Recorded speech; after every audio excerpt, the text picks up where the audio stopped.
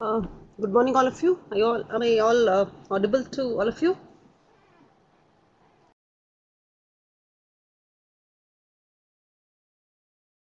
Yeah, I've been watching. There's a lot of queries that have been raised. Yeah, you're referring to some page number. What is that? 204. Yeah, these study content would have been adapted. Not would have been, is actually adapted from a couple of books. Maybe in the process. Uh, some names would have that's okay. Superscript 21, that's what you said, 204. Yeah, that is basically the reference from where the book has been taken, but it very clearly says that references are given on the website ID. Have you all visited that? Yeah, Yogesh, that's wonderful. I won't give up. Okay, the topic which I'm going to touch today is leading, or maybe leadership, conflict and management, and the control function.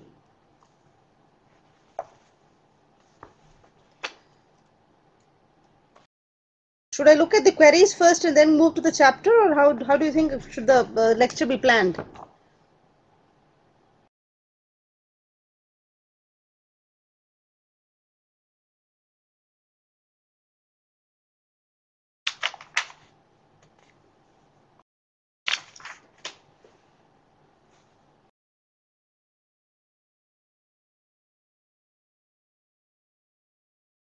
Yeah, basically that question number 9 on page number 159 addresses how the organization structure can be an enabler or a roadblock for decision making.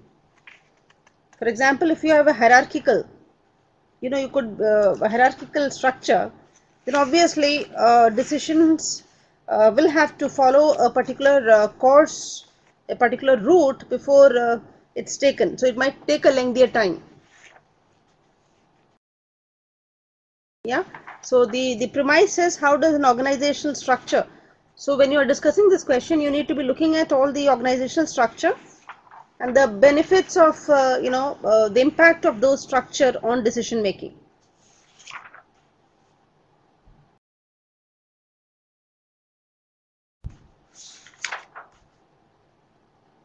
Yeah. How can we manage the line and staff conflicts effectively?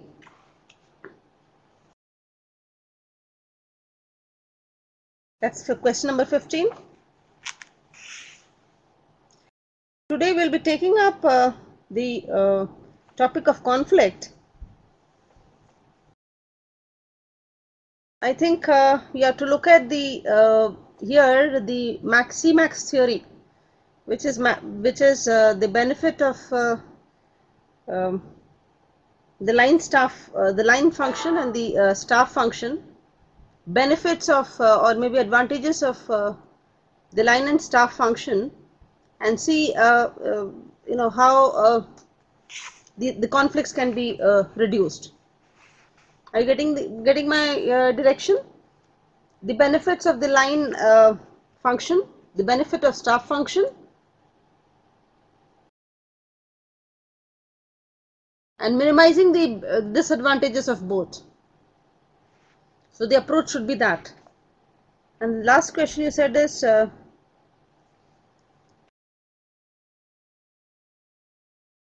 16th question. What's the role played by organizational culture and organizational structures? Culture is the invisible glue. Is the invisible glue which sticks, which binds or bonds people together in an organization, right? Yeah. So basically, an organizational structure. If you go to page number 140,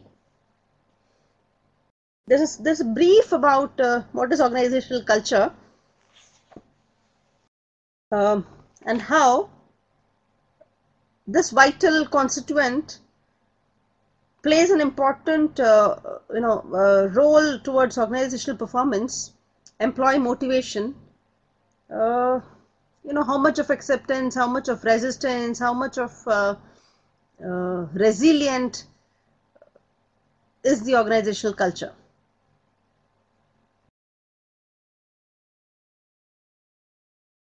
Yeah, have you all got a direction to the thought process? See, why the organizational culture has not been dealt in depth here is because this is a topic which we'll be studying in organizational behavior.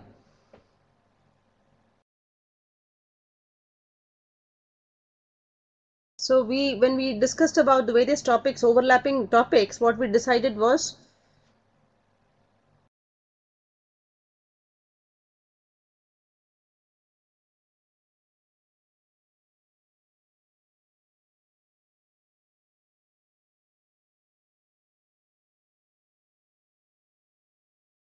yeah, Alok, I can see your question. It's too long.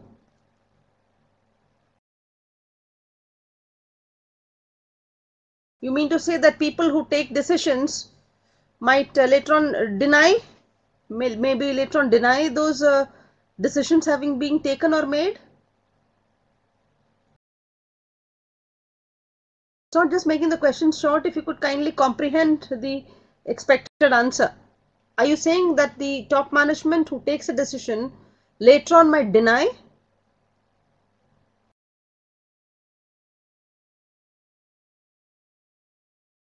Leave the organization, not deny, then what? Leave. Leave means what? Leave the organization. Leave is what? The organizations have perpetual succession, which means people might leave, but those decisions are something which the successor has to carry on, provided the board and other people endorses it. Yeah, somebody can shelve it and maybe put it in a cold storage and can be it's like might not be committed to the whole cause, might not be might create roadblocks because the new successor does not find it significant. Yes, we've seen it in the retail discussion, FDI retail discussion also, how the opposition parties are saying that if we come back to power, we will not pursue that. Yeah, that is possible.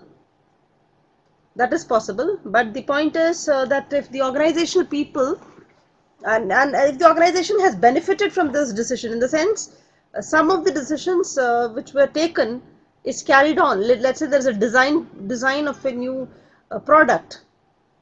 There has already been a pilot study and the results are positive, right? Let's say there are positive perceptions and it is expected to create some ripples in the performance. I'm sure the board will endorse such decisions. So a single man cannot deny it or maybe create a roadblock. Yeah, that is where the professionalism comes in. Is that clear?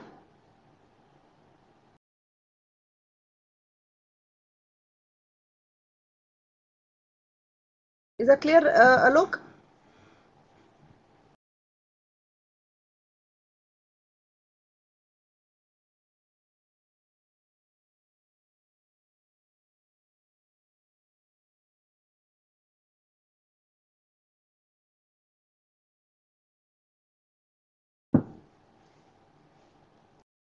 Alok doesn't seem to be convinced about the answer. I think you are looking at the commitment of the leader who pursues the decisions taken by the past leader. That's what you're trying to tell me, I guess. Decisions being pursued, decisions or actions being pursued that were taken up by the past leadership.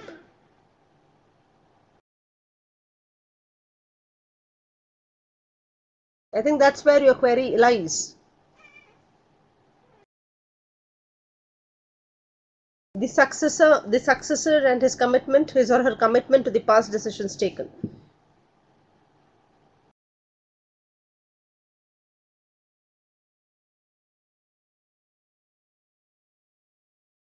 Okay, today we are going to take up a very, very significant and it's significant in terms of managerial role, and a topic which probably a few PPTs or maybe a few you know couple of minutes of discussion will not actually deliberate upon this huge huge concept, huge, I would say for me it's a huge concept, because I am still exploring, I'm still trying to understand the overall impact, necessity, people vying for larger than causes and yet might not be, as impactful as somebody else. So it's something which I feel it's quite intriguing, and a subject worth studying, personalities worth being explored, and so that's what I found the slide very relevant, in which I mentioned don't ever give up, because it's not as easy as it is visible. Do you agree with me on that? Do you all agree with that?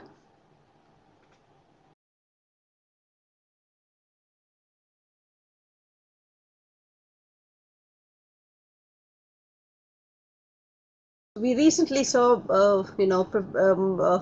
Mr. Anna Hazare and his team, who were pursuing a large cause, and they were able to mobilize people. They somehow were able to mobilize resources, and were kind of putting up that string of hope among millions, maybe lakhs, and was trying to so many actions and things happened which uh, gave people an hope in terms of, yes, something good could be visible. But there, over a period of time, people pursued so many interests. Alok, could you please just hang on there?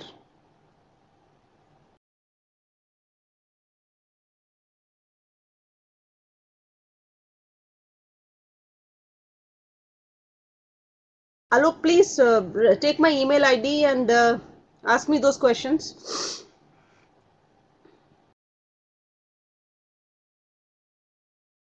Yeah, can I continue?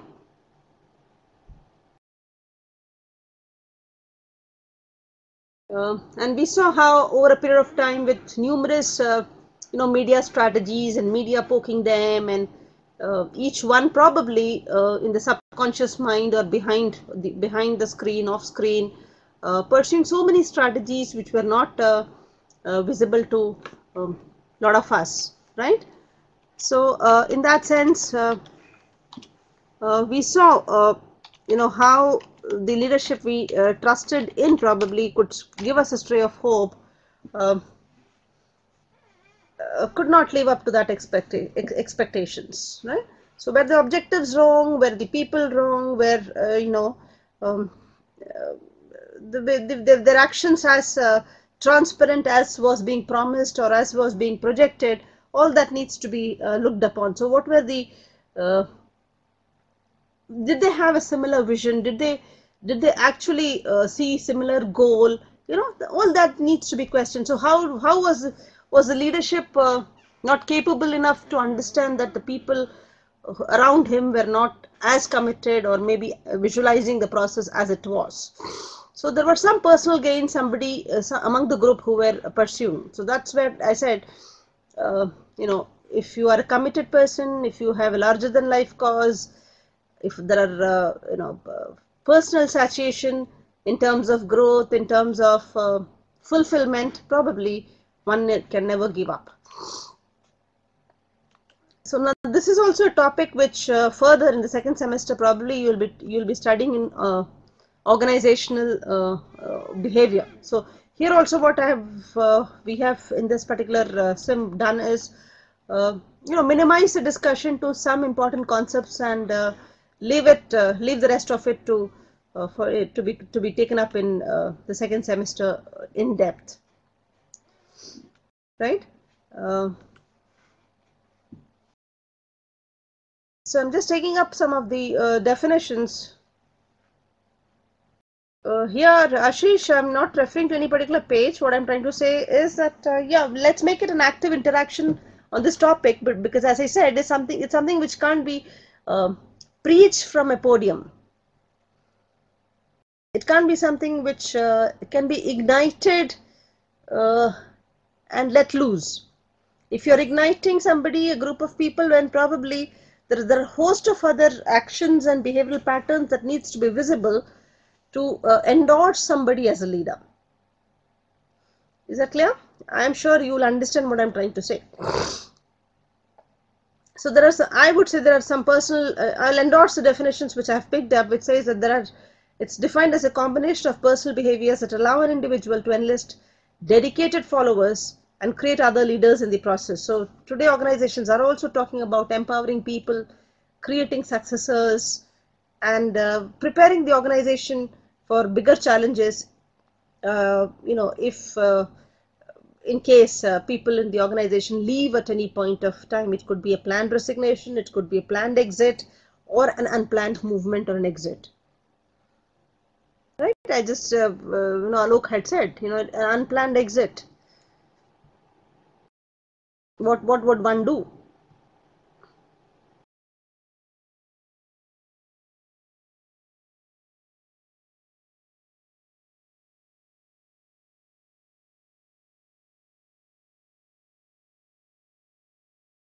Yeah.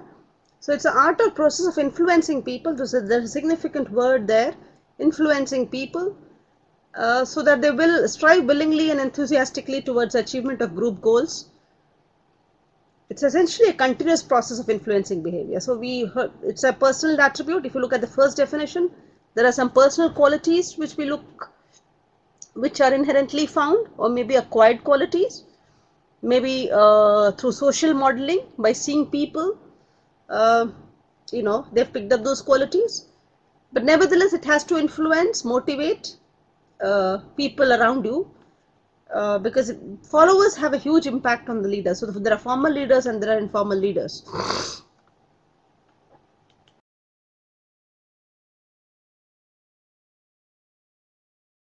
So influence, motivate, enable, and ultimately all that is for the organizational effectiveness.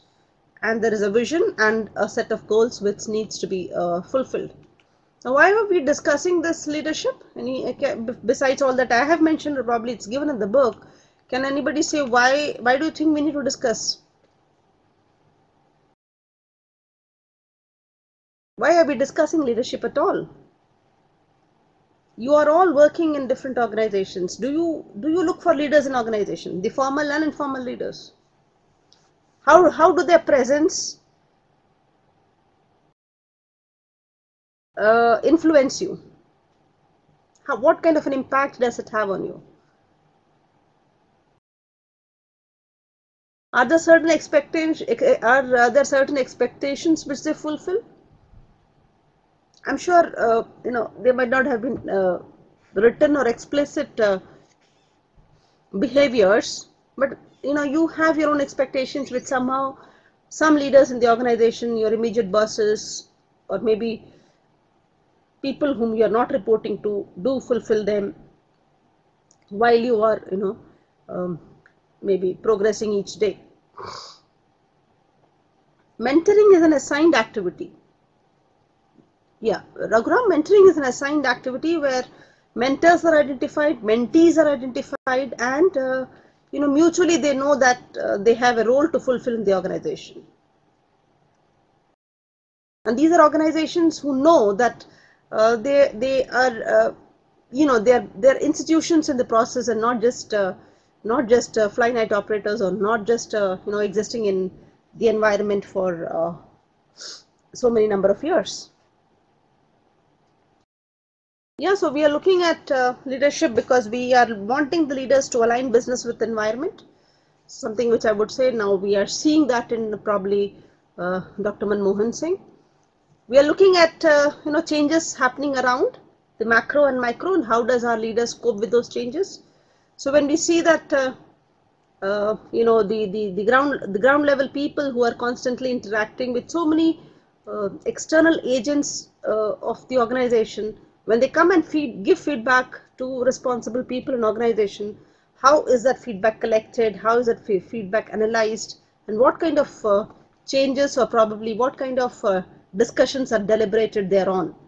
There would be some leaders who would say, these guys are going to be always giving feedback, but we can't change. There are some who would look at various possibilities and say, yes, there is a scope there, there is a perspective there, we could consider, right? Yeah, so there are various change process we expect from the leaders to initiate. And obviously when we see this energy coming from the top people above us, immediate, maybe couple of rungs above, we are motivated. They do steer the organization and people together. And of course, besides materialistic responsibilities, there are social responsibilities which they fulfill.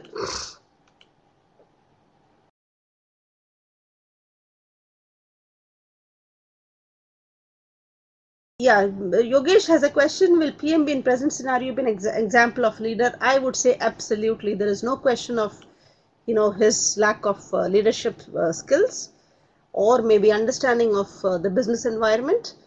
But he's an excellent leader to be exemplified because he's a man who has seen so many decades. He's a man who has seen so many changes.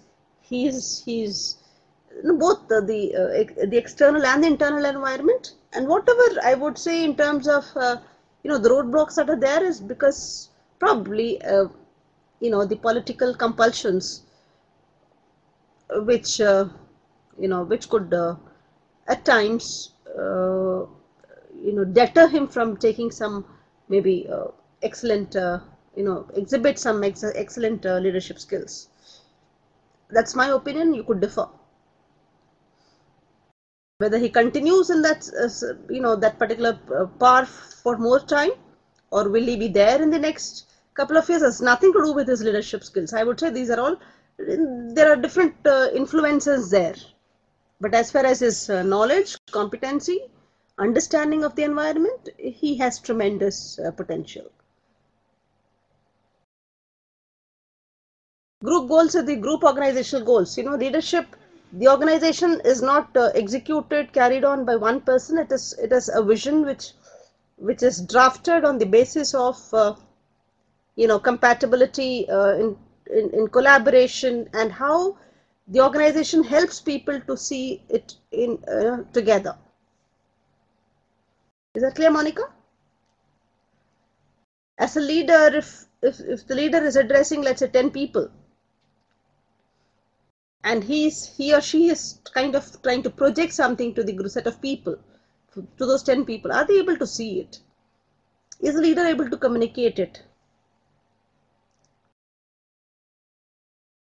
Here communication is not in terms of the competency of a certain language, but how does one get down and make it simpler, lesser complex, and make people understand that commonality. And rather than being delegated, I would say, how does he or she help people to own the goals? Yeah.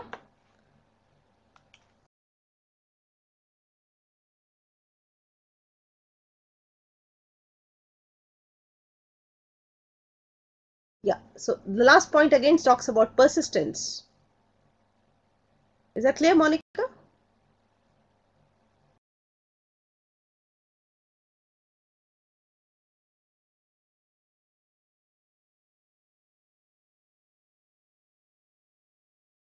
Yeah, nothing wrong in that perspective, Alok. You're, I'm sure you're observing so many people, and of course,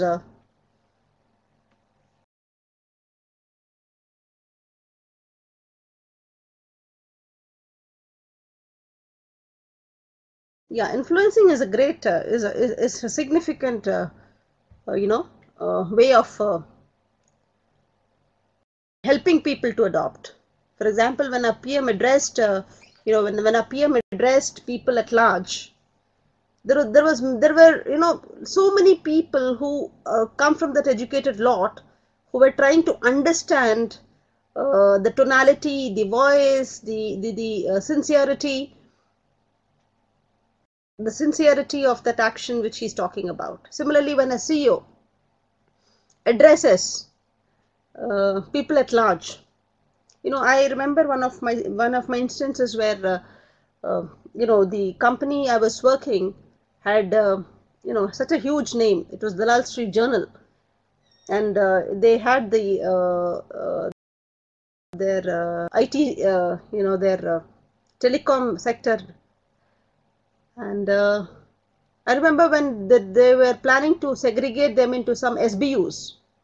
Now, there were a lot of talk about some sector being sold off, and some people maybe moving out of the organization. I still remember one sudden morning, the head, who was a young chap of 27, 28 years, coming from Bombay, and just within 10 minutes he said, I was being in HR, he told me, I would like to address the whole lot of people here, and we were almost 100 plus in the Delhi branch at that point of time. He said 10 minutes and I want to address, kindly find a room. I still remember, there was such a short time to make the room look good and nice, and a typical way of how we would want an CEO to address. But then, while standing and with some senior leaders around him, when he addressed the people together, not just in English but in a mix of Hindi and English, I still feel that that had an impact of some trust being generated post the discussion. Yeah, you agree to that? You could also share some of the experiences there, as yeah, energy is something which has to be visible. And trust, today people are talking about trust leadership, and when a time when trust has a significant element of accepting somebody as worthy of being considered is being questioned. So this has to be there. It's often said that the principles of great leadership are timeless or based on immutable truths. But when we meet these people in position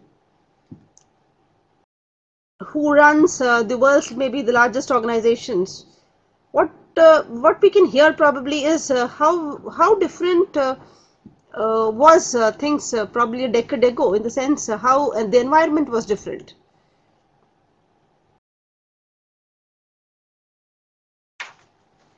Now, a convergence of forces is, probably, if I look at the macro environment, is reshaping the global economy. Emerging regions, maybe, like Africa, Brazil, China, and India, have overtaken economies in the West as engines of global growth. The pace of innovation has increased exponentially. New technologies have created new industries, disrupted old ones, and spawned communication networks of astonishing speed, and global emergencies have erupted at ever shorter intervals.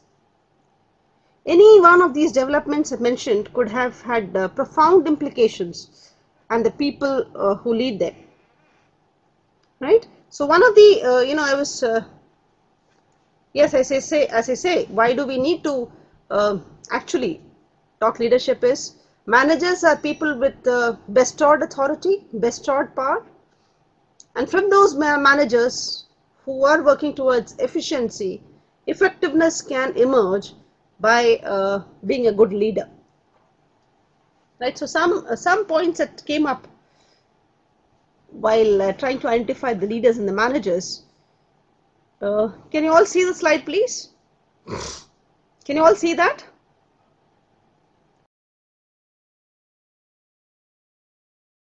Okay, please go through them.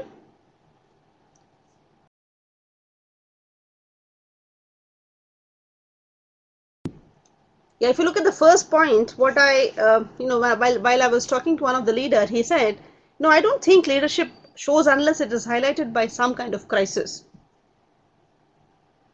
Which can be the internal crisis or the external crisis. So many business schools may prepare people to deal with internal crisis, but external crisis is something which the schools might not be prepared or might not even know what kind of crisis is there until unless the connect and understanding of the external environment is there. Yeah, Yogesh, you had a point there. You don't agree to that? Which one? The first point you're talking about?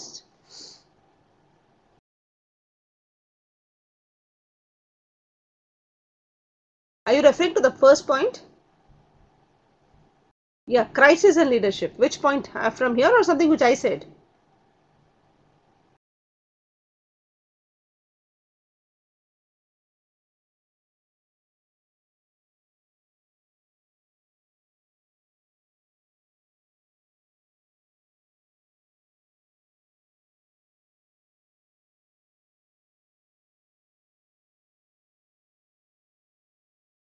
No.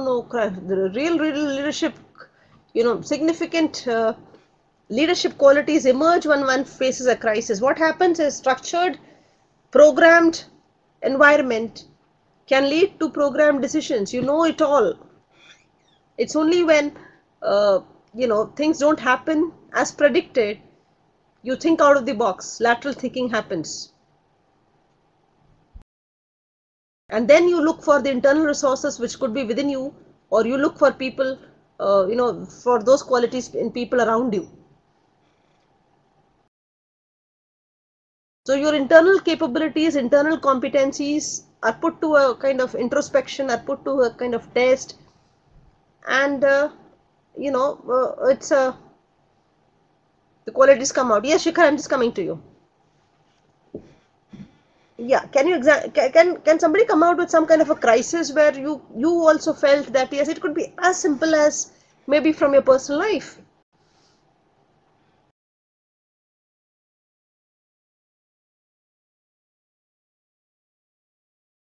Yeah, the third point is leaders thrive on change, are not that comfortable with the status quo. Yeah, status quo is basically leaders are change agents. They maybe initiate change, provoke or create a stimuli for others to think and talk change. Yeah, so a stable and a comfortable environment is something which they are not always comfortable with. So the challenge. Is it clear, Shikha? Yes, true.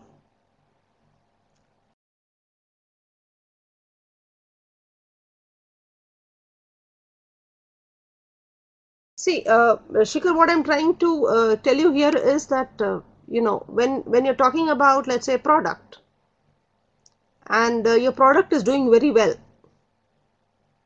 Clear? Are you listening to me?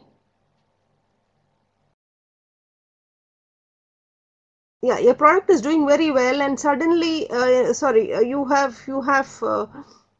thinking that this is the ultimate product and that's it. Whereas a leader might constantly think about maybe, it's a known fact that no environment and no situation is going to be ever stable for a longer time. So while the product is doing well, it's getting its own appreciation, the back end work has already started in terms of what needs to be done so that you're not wiped away by competition.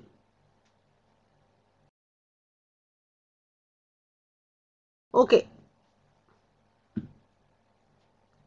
You can look at so many companies now, like maybe LG, maybe Samsung, maybe Apple, maybe Microsoft.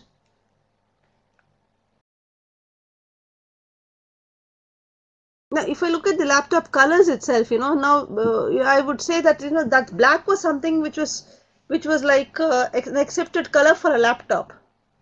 Today you have so many options,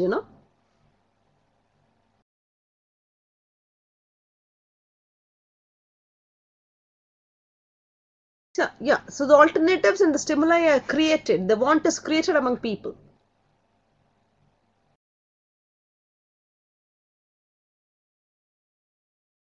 Yeah, which reverse?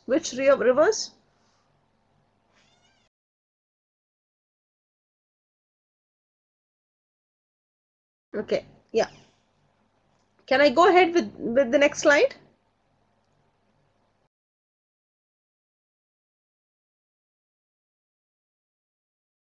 So the last point is again talking about a paradigm shift. We are talking about a paradigm shift, a complete different scenario. 10 years before, maybe 15 years before, Somebody who has excelled in 70s and who's not able to see the change and adapt this change might not even survive today. If you look at some of the FMCG industries, FMCG goods, some of the services initiated by so many banks, etc. Some are anticipated, some are unseen, unheard of, and they come and tell you, yes, this is what we are offering. So there's some kind of a market analysis, market intelligence, market intelligence, maybe a mystery shopper who is constantly trying to bring in that, read that pulse and incorporate that in the organizational plan.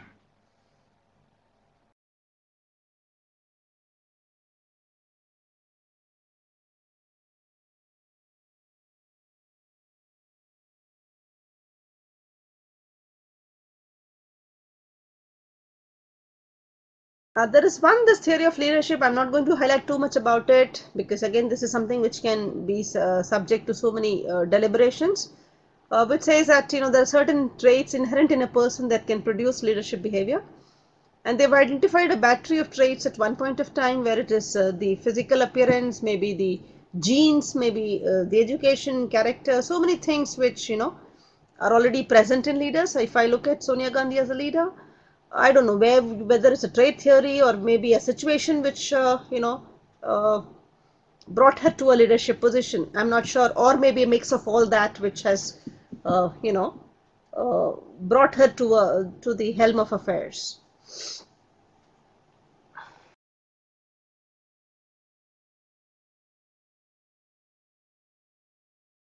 Yeah. Do you consider Mrs. Sonia Gandhi as a leader?